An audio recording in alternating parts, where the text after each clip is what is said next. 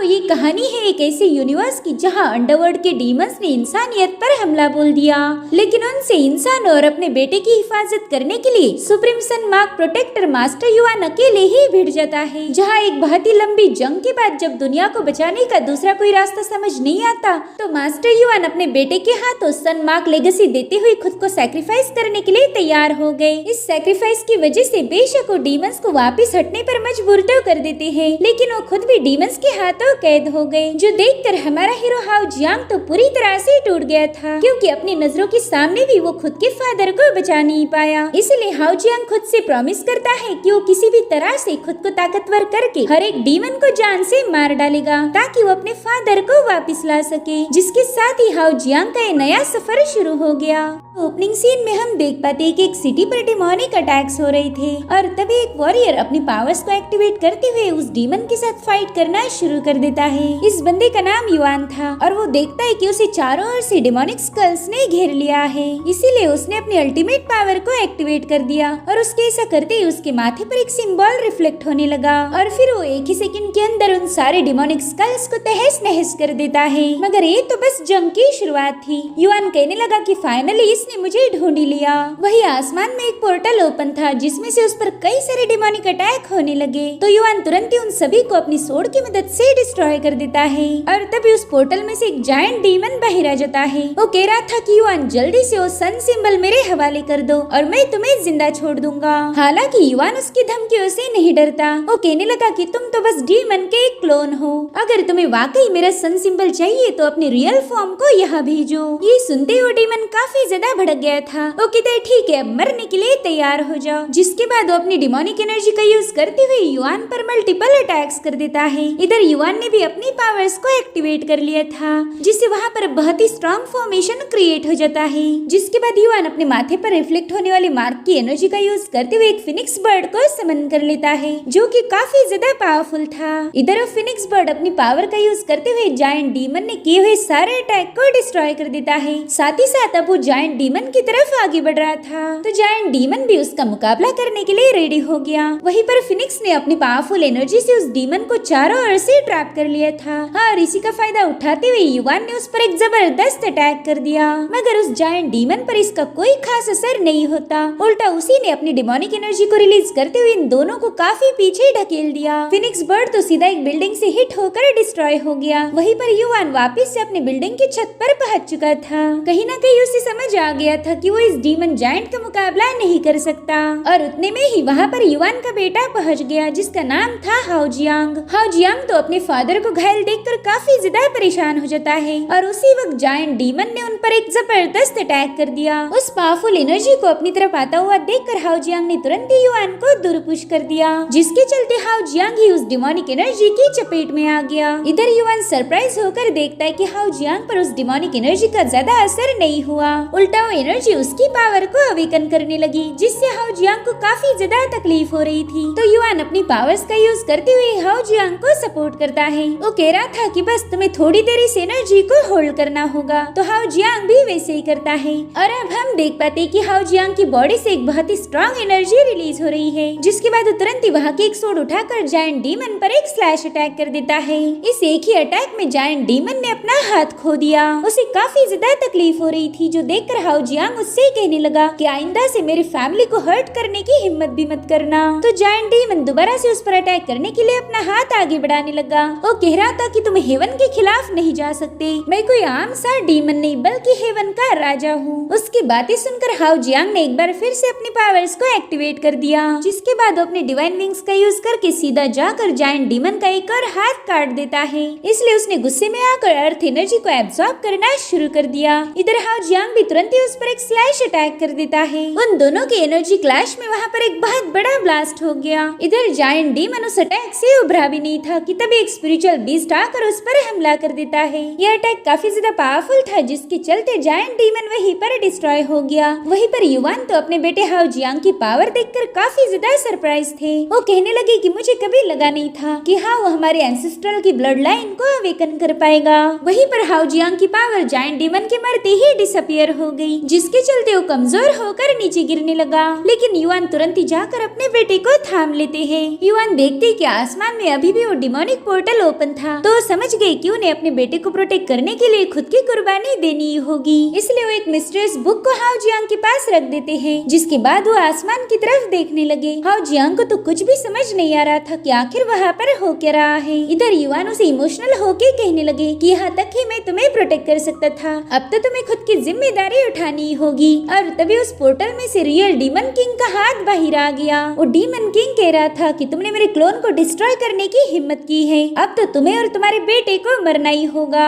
मगर युआन हाओ जियांग पर कोई आँच नहीं आने देना चाहते थे, इसलिए वो तुरंत ही उस डीमन किंग की तरफ आगे बढ़ने लगे। वो एक बार पलट कर हाओ जियांग को देखते मानो कि वो उसे अलविदा कह रहे हो, और अब उस हाथ के पास जाते ही उन्होंने अपनी हेवन एंड अर्थ टेक्निक को एक्टिवेट कर दिया, जिसके चलते वहाँ पर 4 फॉर्मेशंस क्रिएट हो गए थे। वो चारों फॉर्मेशन उस डिमोनिक हैंड के आसपास रिवॉल्व करते हुए उसकी एनर्जी को सप्रेस करने की कोशिश करते हैं। लेकिन थोड़ी देर में युआन को पता चला कि उनकी ये टेक्निक डीमन किंग के आगे टिक नहीं पाएगी। वहीं पर हाओ जियांग अपने फादर को मौत के मुंह में जाता हुआ देखकर काफी ज्यादा इमोशनल हो गया। वहीं पर डीमन किंग ने युआन को अपनी मुट्ठी में जकड़ लिया, वो उसे अपने साथ प्रिमोर्डियल वर्ल्ड में ले जा रहा था। और उसी वक्त हाओ जियांग को युआन की आवाज आने लगी। वो कह रही थी कि डार्कनेस चाहे कितना भी खतरनाक क्यों ना हो, हमेशा खुद की एबिलिटीज पर भरोसा रखो, क्योंकि तुम एक सन हो और सन का काम है अंधेरे को खत्म करके दुनिया में रोशनी फैलाना। तुम जरूर से इस डार्कनेस में ब्रेक थ्रू करके अपनी शाइन को हासिल करोगे। इधर हाओ जियांग के दिमाग में काफी सारे सवाल थे कि आखिर युआन अचानक से कहाँ चले गए। युआन ने जाने से पहले हाओ जियांग को एक बुक दी थी, जिसे देखते ही हाओ जियांग रोने लगा, जिसके बाद वो युआन से कहने लगा कि आप चाहे कहीं पर भी रहो, मैं दोबारा से आपको वापस लाऊंगा। जिसके बाद हमें 1 साल बाद की कहानी दिखाई जाती है। ये पूरा की पूरा साल हाओ जियांग ने बस रिसर्च करने में गुजार दिया। वो किसी भी कीमत पर युआन को वापस लाना चाहता था।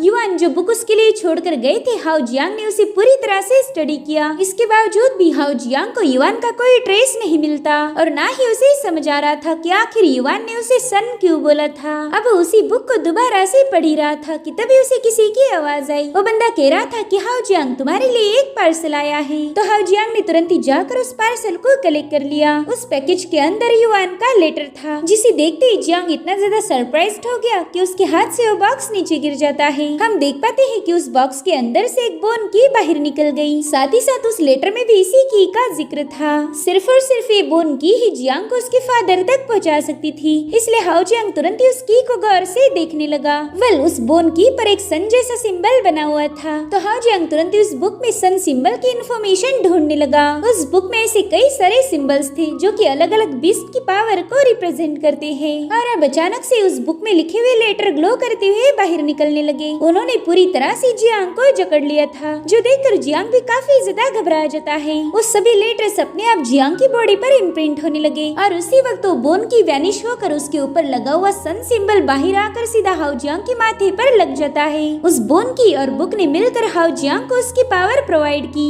दरअसल ये हाओ जियांग के एंसेस्टर की विरासत थी, और इसी को हासिल करने के लिए जायंट डीमन टाइम ट्रैवल करके यहाँ आया था। मगर युआन ने उसके इरादों पर पानी फेर दिया। इधर उस बुक में लिखे हुए सारे लेटर्स हाओ जियांग की बॉडी पर इम्प्रिंट हो गए, और फाइनली वो बुक उसे अपने अंदर खींच लेता है। और अब हमें प्री हिस्टोरिकल वर्ल्ड का वेस्टर्न रीजन दिखाया गया, जो कि बड़े बड़े माउंटेन्स और जंगलों से घिरा हुआ था। इस पूरे इलाके पर किंगलिन ट्राइब राज करती थी, और अब हमें किंगलिन ट्राइब का एक अल्टर दिखाया जाता है। वहाँ पर कई सारे ट्राइब के लोग माउंटेन गॉड की पूजा कर रहे थे, और उसी वक्त वहाँ पर एक लड़की पहुँच जाती है। ये किंगलिन ट्राइब के मेंबर यून है, और आज यून को कुर्बान करके ये लोग माउंटेन गॉड को खुश करना चाहते थे। यून काफी भारी दिल से अल्टर की तरफ आगे बढ़ती है। वहीं पर हमें एक सी नाम का बीस्ट दिखाया गया, जो कि इस ट्राइब का पालतू जानवर था। वहीं पर किंगलिन ट्राइब का एल्डर अपने मंत्रास को पढ़ते हुए माउंटेन डेटी से कहने लगा कि इस सैक्रिफाइस को एक्सेप्ट करके हमें आपकी ब्लेसिंग्स दीजिए, हमारे ट्राइब को हमेशा महफूज रखिए। वहीं पर हम देख पाते हैं कि यून माउंटेन के एज पर पहुंच चुकी है। ये बंदी इतनी ज्यादा सुपरस्टिशियस है कि अपनी ट्राइब के लिए खुद की जान देने के लिए भी तैयार थी। और तभी ट्राइब के लोग देखते कि आसमान से एक चीज बड़ी ही तेजी से उनकी तरफ आ रही है, जिसे देखते उन लोगों ने डर के मारे अल्टर छोड़कर भागना शुरू कर दिया, जो देखकर उनका एल्डर उन पर काफी ज्यादा भड़क जाता है। वो कह रहा था कि अभी भी हमारी वर्शिप पूरी नहीं हुई, अगर तुम रिचुअल छोड़कर ऐसे ही भाग गए तो माउंटेन के डेटी क्रोधित हो जाएंगे।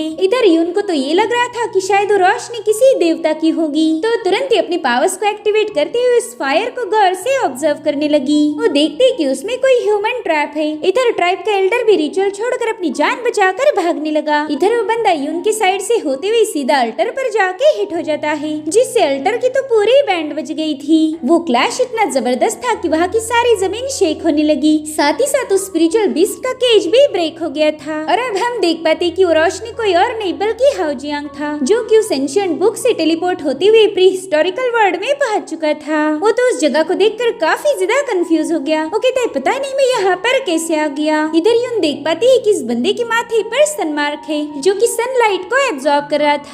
अब वो उससे कुछ पूछ पाई इससे पहले ही वहाँ पर सी की एंट्री होती है। उस स्पिरिचुअल बीस्ट ने आते ही अपनी ब्लू हॉर्न से हाउ जियांग पर अटैक करना शुरू कर दिया। तो हाउ जियांग ने अपने साथ साथ यून को भी उसके अटैक से बचा लिया। इधर से उस पर अटैक करने के लिए एक बार फिर से आगे बढ़ने लगा। तो हाउ जियांग तुरंत यून का हाथ पकड़कर वहाँ से भागना शुरू कर देता है, जो देखकर सी ने अपने ब्लू हॉर्न को एक्टिवेट कर दिया। अब उसकी ब्लू हॉर्न से बहुत ही तेज रोशनी रिलीज होने लगी। तो हाउ जियांग तुरंत ही यून को साइड में पुश करते हुए इस रोशनी को डॉच कर देता है। इधर से इन दोनों को मारने के लिए आगे बढ़ ही रहा था कि तभी हाउ जियांग ने वहाँ पड़ी बोन सोर्ड को उठा लिया। वहीं पर सी यून पर अपनी पावरफुल एनर्जी रिलीज कर रहा था, जो देखकर हाउ जियांग तुरंत ही उस पर अटैक करने के लिए कूद जाता है। उसने सीधे जाकर सी के पीठ में वो सोर्ड घुसा दी थी। तो सी ने तुरंत ही हाउ जियांग को झटकते हुए नीचे फेंक दिया। उस पर हाउ जियांग के अटैक का कोई असर नहीं हुआ था। तो इस बार हाउ जियांग ने एक बार फिर से उस पर हमला कर दिया। वो देखता है कि उसका वेपन भी ब्रेक हो गया, लेकिन सी पर तो कोई असर नहीं हुआ, यानी कि सी की चमड़ी काफी ज्यादा मोटी थी। अब तो उसके पास कोई वेपन भी नहीं था कि जिसका यूज करके वो सी के साथ फाइट कर पाए, इसलिए उसने तुरंत ही अल्टर की तरफ भागना शुरू कर दिया। सी भी बड़ी तेजी से उसका पीछा कर रहा था। वो भागते हुए उसी जगह पर पहुंच जाता है जहाँ पर थोड़ी देर पहला यून खड़ी थी। अब हाउ जियांग के सामने और कोई रास्ता नहीं, वहाँ से आगे जाने के लिए उसके पास और कोई रास्ता भी नहीं था, इसलिए वो खुद से ही कहने लगा कि शायद आज यहीं पर मेरी मौत हो जाएगी। इधर सी उसे मारने के लिए उसके एकदम करीब आ चुका था, इसलिए हाउ जियांग डर के मारे पीछे हटने लगा। वो कह रहा था कि फादर आपकी वजह से मैं बहुत बड़ी मुसीबत में फंस चुका हूँ। वैसे देखा जाए तो हाउ जियांग के पास बहुत ही खतरनाक पावर है, लेकिन उनका यूज कैसे करना है ये उसे बिल्कुल पता नहीं था। लेकिन सी को अपने करीब आता हुआ देखकर उसकी बॉडी अचानक से रिएक्ट करने लगी। साथ ही साथ उसका सन मार्क भी अपने आप एक्टिवेट हो गया था और उसी वक्त सी ने अपनी पावरफुल एनर्जी वेव का यूज करते हुए हाउ जियांग पर अटैक करना शुरू कर दिया, जिससे उसे काफी ज्यादा तकलीफ हो रही थी। और फिर अचानक से उसकी माइंड से बहुत ही स्ट्रॉन्ग एनर्जी रिलीज होने लगी, जो कि सीधे जाकर सी पर हिट हो रही थी।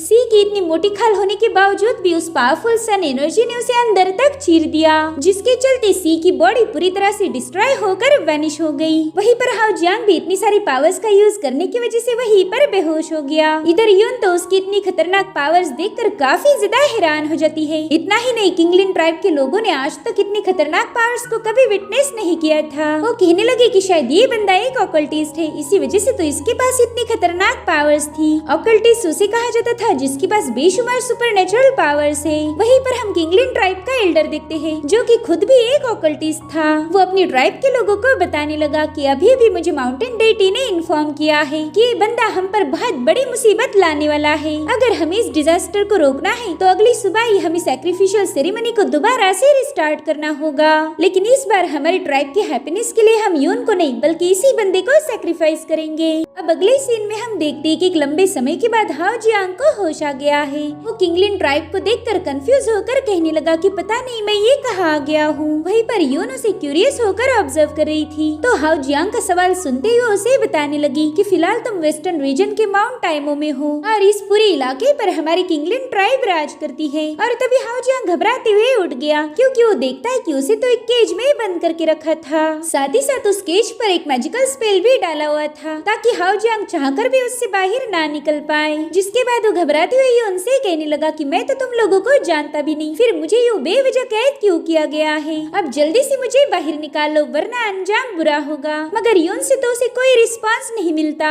इसलिए वो खुद ही उस केज को ब्रेक करने की कोशिश करने लगता है। लेकिन अब तो उसके पास इतनी भी पावर नहीं थी कि उस केज पर लगे हुए मैजिकल स्पेल को ब्रेक कर पाए। इसलिए वो यून से गुस्से में पूछने लगता है कि बताओ तुम लोगों ने मुझे यहाँ पर कैद क्यों किया है। तो यून जवाब देते हुए हुए उसे बताने लगी कि हमारे क्लैन के पास एक पावरफुल स्पिरिचुअल बीस्ट था। उसके ब्लू हॉर्न में बेशुमार ताकत थी, मगर तुमने उसे एक ही सेकंड में निपटा दिया। इतना ही नहीं, तुमने तो हमारे सैक्रिफाइस सेरेमनी को भी बर्बाद कर दिया, तो इतनी वजह तुम्हें कैद करने के लिए काफी थी। लेकिन हाओ जियांग को तो ये भी याद नहीं था कि वो आखिर इस दुनिया में आया कैसे, तो वो अपने माइंड पर जोर डालते हुए याद करने की कोशिश करने लगा। उसे पता चल गया था कि वो एक टेलीपोर्ट के जरिए यहाँ आया है। साथ ही साथ उसने यून और खुद को बचाने के लिए ही स्पिरिचुअल बीस्ट सी को खत्म कर दिया था, और अब उसे अपने माइंड स्पेस के विजन दिखने लगे, जहाँ पर उस मिस्टीरियस सन सिंबल की पावरफुल एनर्जी उसकी पूरी बॉडी में फ्लो हो रही थी। हाओ जियांग तो अपनी इस नई पावर से काफी ज्यादा खुश था। वो जानता है कि इस सन सिंबल का यूज करते हुए वो अपने फादर को आसानी से बचा लेगा।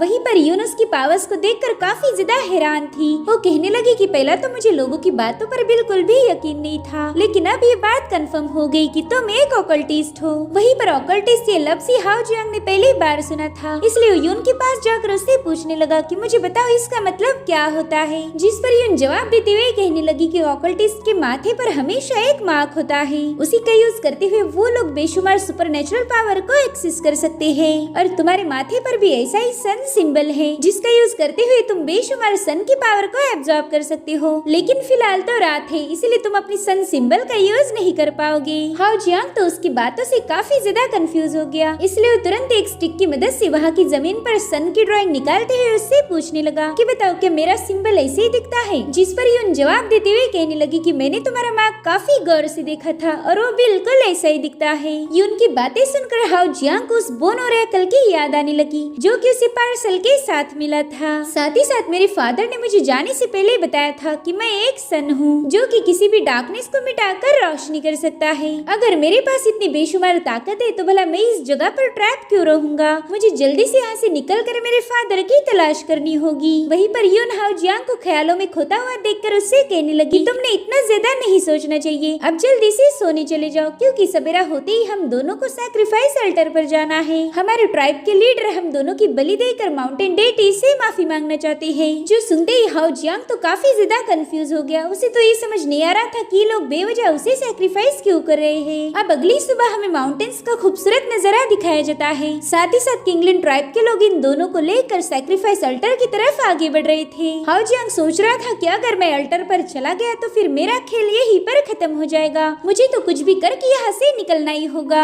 जब तक अल्टर पे ना पहुँचूं तब तक ही मेरे पास यहाँ से भागने का ऑप्शन है। मगर ट्राइब के लोगों के होते हुए ये काम तो बिल्कुल आसान नहीं होगा। वहीं पर हम किंगलिन ट्राइब के एल्डर को देखते हैं, जो कि अल्टर पर इन्हीं दोनों का इंतजार कर रहा था। उसे लगता है कि आज वो इन दोनों की बलि देकर माउंटेन डेटी को खुश कर देगा। इधर हाओ जियांग ने वहाँ से भागने की प्लानिंग शुरू कर दी थी, मगर इसके लिए सबसे पहला तो हाओ जियांग को इन सभी लोगों का ध्यान भटकाना होगा। और उसी वक्त सूरज की रोशनी हाओ जियांग के फोरहेड में एंटर कर देती है, और इस बार हाओ जियांग को भी उस पावरफुल एनर्जी का एहसास हुआ। वो सोचने लगा कि कल इसी एनर्जी का यूज करके मैंने स्पिरिचुअल बीस्ट को खत्म कर दिया था, मगर फिर रात के समय में दोबारा से पावरलेस हो गया, और अभी सोलर पावर मेरी एनर्जी को दोबारा से चार्ज अप कर रही है। इधर यून उससे कहने लगी कि तुम तो हमारे ट्राइब के कपड़ों में काफी ज्यादा हैंडसम लग रहे हो। मगर यून की इस कॉम्प्लीमेंट से हाओ जियांग को बिल्कुल भी खुशी नहीं होती। वो कह रहा था कि मैं एक सैक्रिफाइस मटेरियल हूँ, इसलिए तुम लोगों ने मुझे अच्छे अच्छे कपड़े पहनने को दिए। अगर मैं तुम्हारी ट्राइब के लिए यूजलेस होता तो शायद तुम लोग मुझसे बात भी नहीं करते।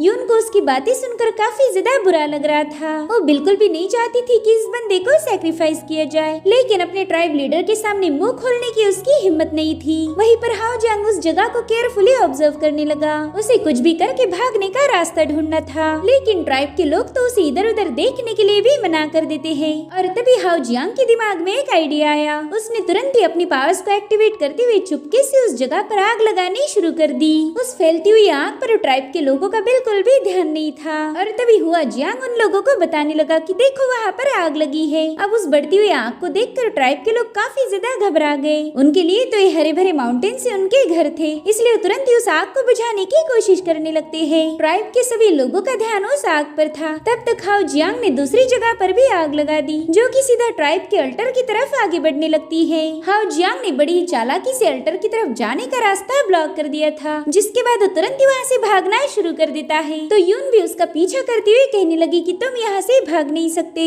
हमें कुछ भी करके सैक्रिफाइस सेरेमनी को पूरा करना होगा। जिसके बाद वो तुरंत ही अपनी पावर्स को एक्टिवेट करते हुए उसका रास्ता रोकने लगी। हाओ जियांग देखता है कि इस बंदी के पास भी सुपरनेचुरल पावर है। इसलिए वो कहने लगा कि लड़की, कल मैंने तुम्हारी जान बचाकर बहुत बड़ी गलती की है। मैंने तुम्हारी मदद की और आज तुम मुझे ही मारना चाहती हो। जिस पर यून भी गुस्से में कहने लगी कि मैं एक फर्स्ट रैंकिंग की वॉरियर हूँ, इसलिए मुझे तुम्हारी मदद की कोई जरूरत नहीं थी। मैं भी एक सिंबॉलिक वॉरियर हूँ। अब सिंबॉलिक वॉरियर ये टर्म भी हाओ जियांग के लिए न्यू थी। इसलिए वो कहने लगा कि तुम्हें जो भी बकवास करनी है वो सिंपल भाषा में करो, तुम्हारी कहीं कोई बात मेरे पल्ले नहीं पड़ रही। तो यून उसे बताने लगी कि सिंबॉलिक वॉरियर अपनी बॉडी में एक पावरफुल एनर्जी को जनरेट कर सकते हैं, जिसका यूज करके वो आसानी से खुद को प्रोटेक्ट कर सकते हैं। लेकिन ऑकल्टिस्ट और सिंबॉलिक वॉरियर्स की पावर में बहुत बड़ा गैप है। ऑकल्टिस्ट हमेशा सिंबॉलिक वॉरियर से ज्यादा पावरफुल होते हैं। ये सुनते ही हाओ जियांग को हंसी आने लगी। वो कह रहा था कि इसका सीधा मतलब ये है कि मैं तुमसे ज्यादा पावरफुल हूँ। अच्छा, तुमने खुद ही होकर मुझे ये सब कुछ बता दिया, वरना मैं तो बेवजह तुमसे डर रहा था। जो सुनते ही यून में गुस्से में आकर जमीन पर अपना पाव पटक दिया। हाओ जियांग देखता है कि इस बंदे ने तो पूरी जमीन को ही शेक कर दिया है। अब इसके साथ तो फाइट करने का कोई मतलब ही नहीं था, इसलिए वो तुरंत ही उसे बाय बाय बोलकर वहाँ से भागने लगा।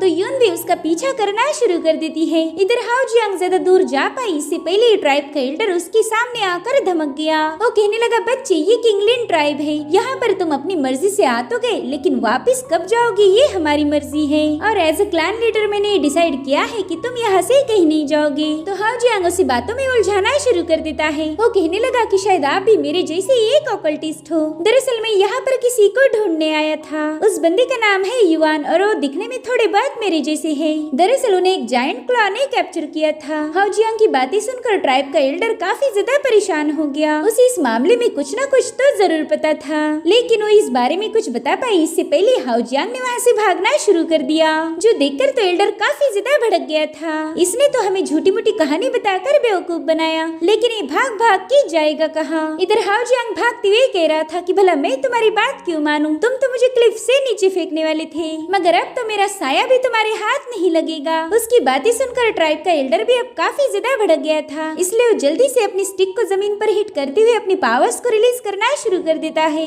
उसकी पावर अब उड़न थॉन में बदलती हुई सीधे हाओ जियांग के पास पहुंच गई। एल्डर के उड़न थॉन हाओ जियांग को जकड़ने की पूरी कोशिश कर रहे थे, लेकिन वो यहाँ से वहाँ मूव होते हुए उन सभी थॉन्स को डॉच करने लगा। हालांकि उसकी सारी कोशिशें नाकाम हो गई, क्योंकि थोड़ी देर में उड़न थॉन्स ने हाओ जियांग के आसपास एक केज बना दिया। तब तक ट्राइब का एल्डर भी अपने कुछ लोगों को लेकर वहाँ पर पहुँच जाता है। हाओ जियांग ने तो उसे देखते ही उस पर हमला कर दिया, लेकिन उस एल्डर ने खुद की जान बचाने के लिए अपने एक बंदे को उस अटैक पर थ्रो कर दिया, जिसके चलते वो अटैक तो डिस्ट्रॉय हो गया, मगर साथ ही साथ वो बंदा भी मारा जाता है। इधर हाओ जियांग तो ये सब देखकर काफी ज्यादा शॉक हो गया था। वो समझ जाता है कि ये बंदा किसी की फिक्र नहीं करता। जिसके बाद हाओ जियांग अपनी पावर्स को शो करते हुए कहने लगा कि मुझसे दूर हट जाओ, वरना मैं तुम सभी को जलाकर राख कर दूंगा। इधर वो लोग भी हाओ जियांग की पावर्स देखकर काफी ज्यादा डरे हुए थे। तभी उनका लीडर उनसे कहने लगा कि मेरा मुंह क्या देख रहे हो, जल्दी से इस बंदे को कैप्चर करो, वरना मेरे हाथों मारे जाओगे। तो लोग भी अपने एल्डर की बात मानते हुए हाओ जियांग पर अटैक करने के लिए आगे बढ़ते हैं। इधर हाओ जियांग उन लोगों को मारना नहीं चाहता था, इसलिए उसने अपने पावर का यूज करते हुए उस जगह पर आग लगा दी, ताकि वो लोग आगे ना बढ़ पाए। साथ ही साथ उसके सन सिंबल ने उस ट्रैप को भी डिस्ट्रॉय कर दिया था, जिससे हाओ जियांग आजाद हो गया। इसीलिए वो अपना पंच शो करते हुए कहने लगा कि अब तो तुम सब के सब मारे जाओगे। तो उसके पंच से बचने के लिए एल्डर ने तुरंत अपनी मैजिकल पावर को एक्टिवेट करते हुए वहाँ पर एक शील्ड क्रिएट कर दी, लेकिन हाओ जियांग ने तो बस एक बार फिर से उन्हें उल्लू बनाया था। वो मौका मिलते ही वहाँ से भागने लगा, जो देखकर एल्डर काफी ज्यादा भड़क जाता है। वो कहने लगा कि तुम्हें कुछ भी करके इस बंदे को कैप्चर करना ही होगा, वरना डेटी का क्रोध झेलने के लिए तैयार हो जाओ। तो अब यूनी हाओ जियांग को कैप्चर करने का जिम्मा उठा लेती है। उसने सीधे आग से छलांग लगाते हुए हाओ जियांग को फॉलो करना शुरू कर दिया।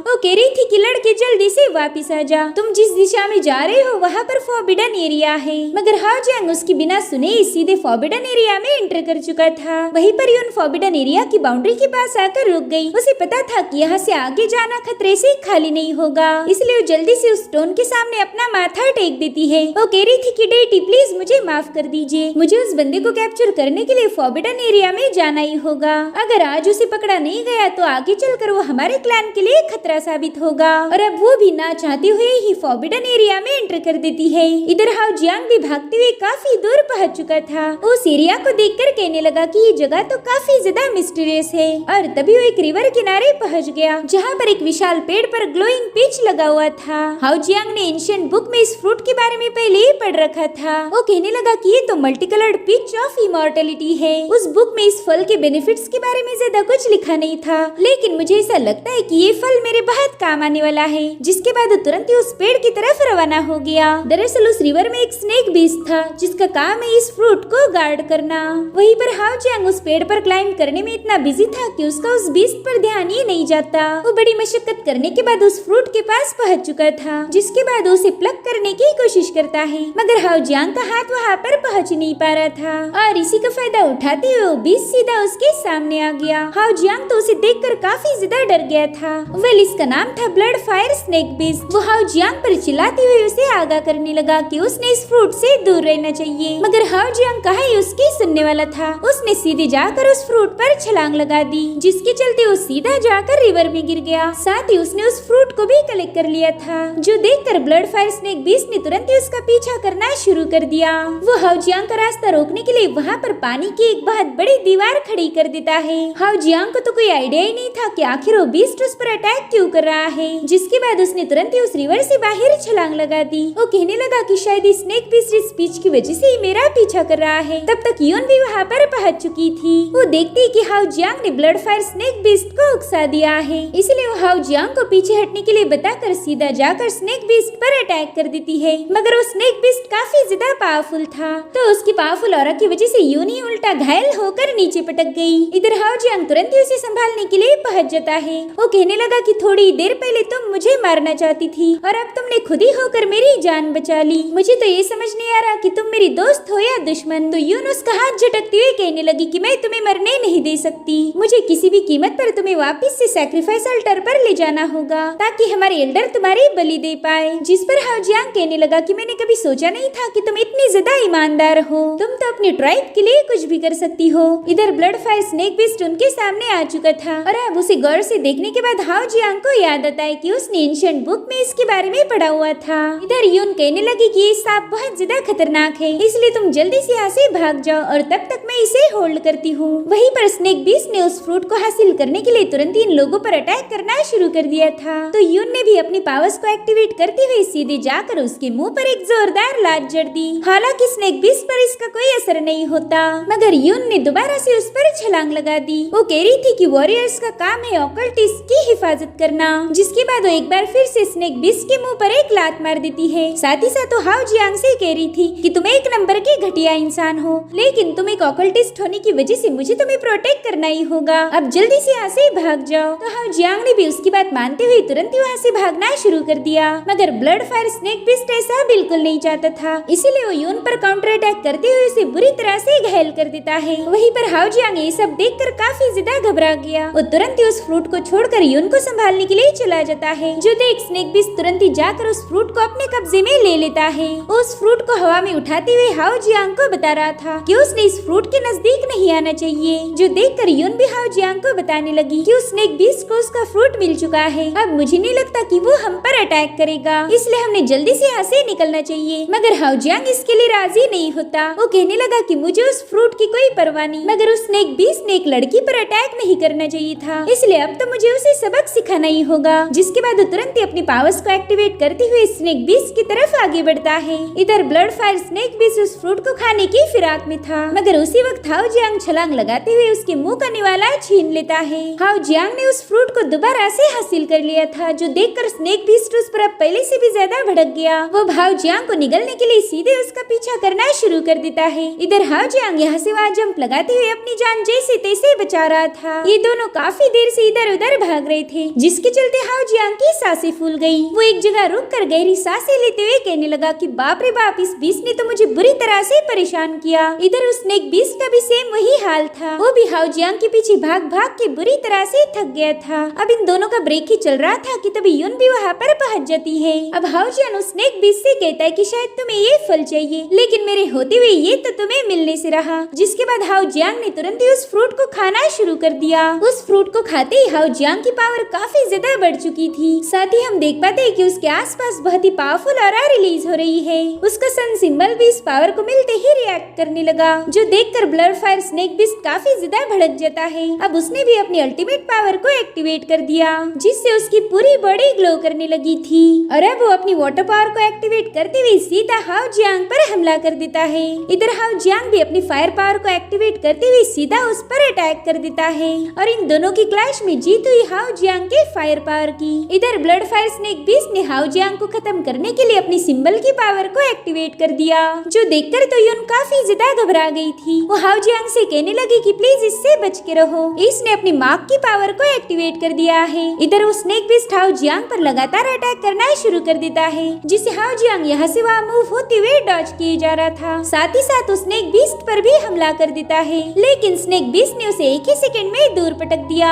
अब वो हाओ जियांग को मारने ही जा रहा था कि तभी यून उस पर हमला करते हुए हाओ जियांग को बचा लेती है। वो अपनी डिवाइन पावर का यूज करते हुए स्नेक बीस्ट को ऑब्जर्व करने लगी और थोड़ी देर में उसे पता चलता है कि स्नेक बीस्ट की बेली पर अगर अटैक किया जाए तो मारा जाएगा, क्योंकि सिर्फ उसका वही हिस्सा मार्क से कवर्ड नहीं था। इसलिए हाओ जियांग तुरंत स्नेक बीस्ट को मारने के लिए आगे बढ़ता है। वहीं पर स्नेक बीस्ट भी उसे निगलने की पूरी कोशिश कर रहा था, लेकिन हाओ जियांग ने बड़ी ही चालाकी से उसे चकमा देते हुए उसके पेट पर एक जोरदार अटैक कर दिया। लेकिन इसे एक ही अटैक से काम नहीं बनने वाला था, इसलिए वो दोबारा से उस पर हमले करना शुरू कर देता है। स्नेक बीस्ट को तो समझ ही नहीं आ रहा था कि इस बंदे को कैसे कंट्रोल किया जाए। वहीं पर जियांग ने बड़ी ही चालाकी के साथ अपनी फायर पावर का यूज करते हुए उसकी बेली को हिट कर दिया। हाओ जियांग ने अपने इस मूव का नाम रखा डिवाइन गोल्ड स्पेल, जो कि स्नेक बीस्ट की बॉडी को चीरते हुए बाहर जा रही थी, जिससे फाइनली उस ब्लड फायर स्नेक बीस्ट की मौत हो जाती है। ये सारी फाइट ट्राइब के एल्डर ने दूर बैठे ही देख ली थी। उसे तो यकीन ही नहीं हो रहा था कि इतना पावरफुल बीस्ट हाओ जियांग के हाथों मारा गया।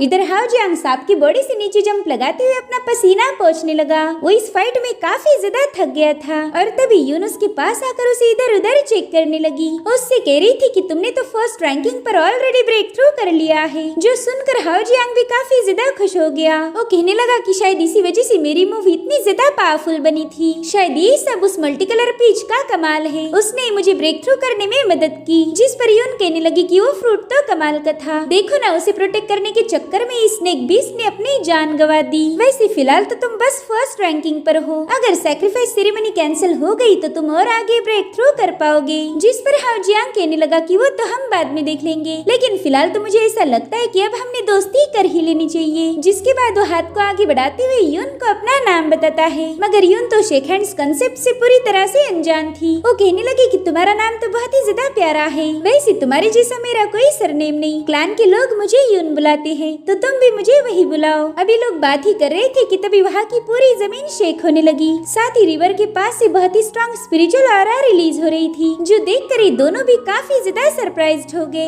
और इसी के साथ एपिसोड यहीं पर एंड हो जाता है। Thank you so much for watching. Bye bye, take care.